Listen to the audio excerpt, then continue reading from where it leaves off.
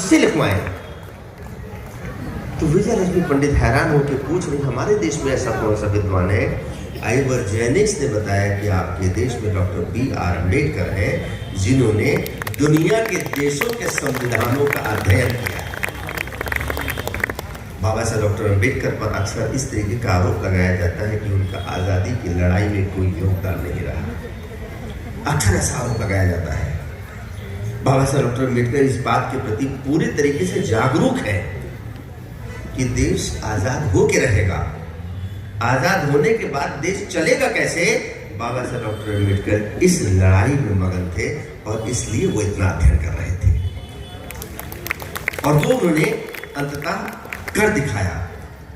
मैं फिर कुछ और चीजें अभी हम देख रहे हैं, रोशनी चेहरे पे पड़ रही है,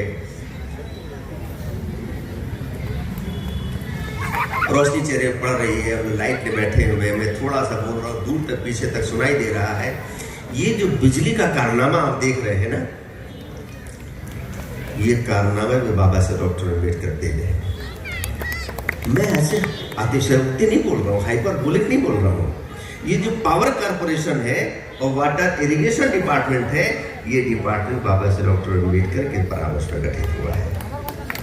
मैं आप सबसे पूछता हूँ, ऐसे महामानव को दलितों के मसीहा कह के हम क्या उसको बदनाम नहीं करते?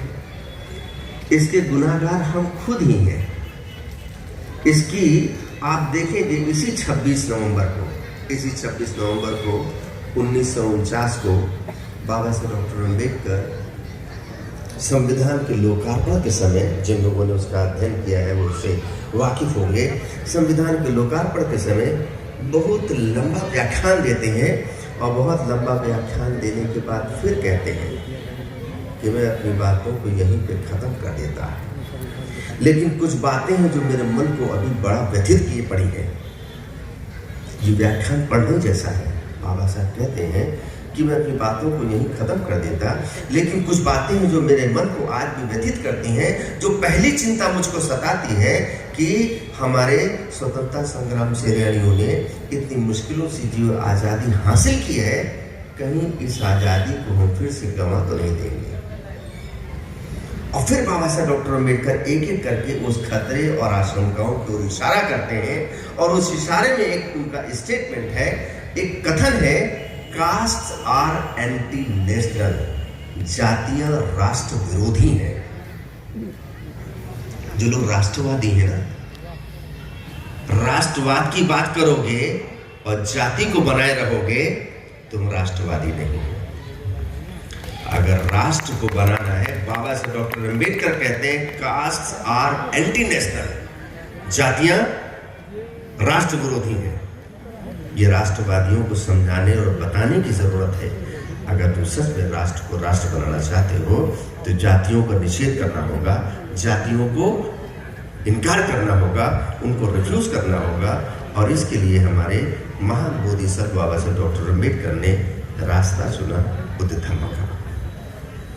14 मई 1947 को पंडित जवाहरलाल नेहरू जी, देश नया नया आजाद हुआ, इन चिंताओं से ग्रसित थे कि देश की अर्थव्यवस्था को कैसे मजबूत किया जाए।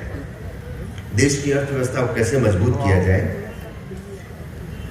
डॉक्टर बाबा साहब अम्बेडकर ने 14 मई 1947 को पंडित जवाहरलाल नेहरू को एक पत्र लिखा और पत्र में सुझाव दिया कि भारत का अपना एक फंड होना चाहिए, जिसको जीपीएफ बोलते हैं, भविष्य निधि।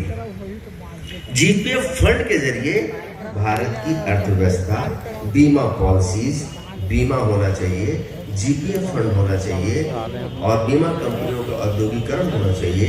बाबा साहब उसको रिकमेंड करते हैं।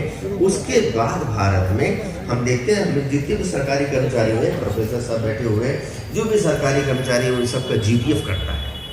ये जीपीएफ जो करता है, जो भविष्य निधि करता है, ये रिकमेंडेशन बाबा साहब डॉक्टर अम्बेडकर का है। महामानव के ऊपर